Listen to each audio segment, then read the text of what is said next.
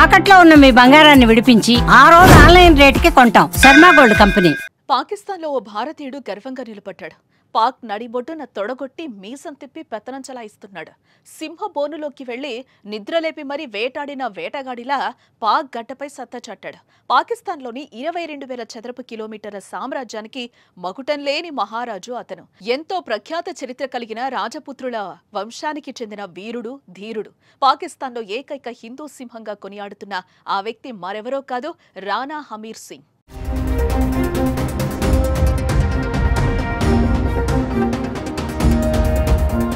1947లో భారతదేశం పాకిస్తాన్ విడిపోయిన తర్వాత లక్షలాది మంది భారత్ నుంచి పాక్కు వెళ్లిపోయారు.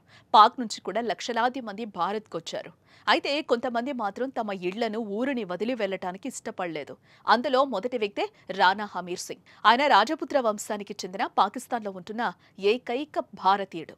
ఆయన చరిత్ర అనన్య సామాన్యం. ఇలా ఎందుకనాల్సి వచ్చిందంటే, భారతదేశంలో ముస్లింలు మైనారిటీలైతే పాకిస్తాన్లో భారతీయులు మైనారిటీలుగా ఉంటారు. అక్కడ పెద్ద సంఖ్యలో ముస్లింలుండగా మన హిందువులు తక్కువ జనాభా కలుగుంటారు. దీంతో అక్కడ భారతీయులపై చాలా చోట్ల దాడులు జరుగుతూ ఉంటాయి. ముఖ్యంగా మతోన్మాదులు హిందూ దేవాలయాలు, ఇండ్లను టార్గెట్గా చేసుకుని దాడులకు తెగబడుతూ ఉంటారు.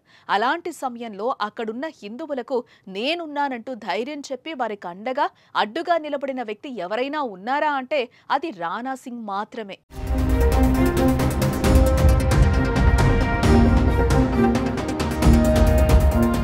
ఇక ఈయన చరిత్ర చాలా గొప్పది. ఎందుకంటే అక్కడ ప్రజలు కట్టే డబ్బులతోనే ప్రజాపాలన సాగుతుంది.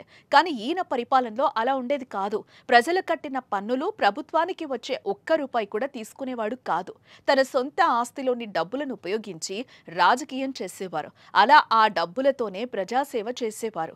ప్రజలకు అండగా నిలబడేవాడు. ముఖ్యంగా దాడులకు, దాష్టికాలకు పాల్పడుతున్న పాకిస్తాన్లోని హిందువులందరినీ ఏకతాటికి తెచ్చి ఒక గొడుగు కిందకు తీసుకొచ్చి నేనున్నానంటూ నిలబడ్డాడు.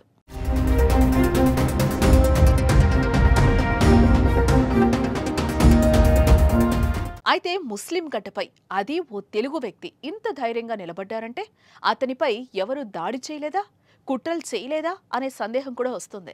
అయితే చాలా మంది అతన్ని కదిపే ప్రయత్నం చేశారు, దాడులు చేసే కుట్రలు చేశారు.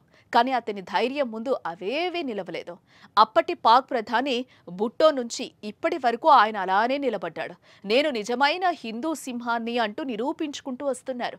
ఇకపోతే అప్పటి పాక్ ప్రధాని భుట్టో ఇతనికి చాలా మద్దతు తెలిపేవారు. అయితే దాన్ని ముస్లింలోని కొంతమంది వ్యతిరేకించినా దాన్ని భుట్టో పట్టించుకోలేదు. దానికి కారణం అతని ధైర్యంతో పాటు నిజాయితీ.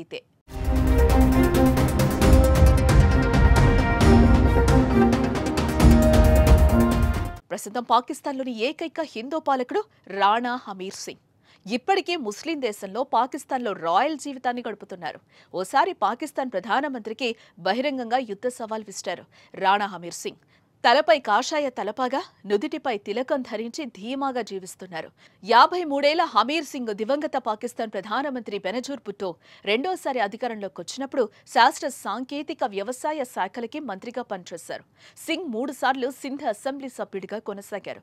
రాణా హమీర్ సింగ్ పాకిస్తానీ హిందువుల అభ్యున్నతి కోసం కృషి చేశారు.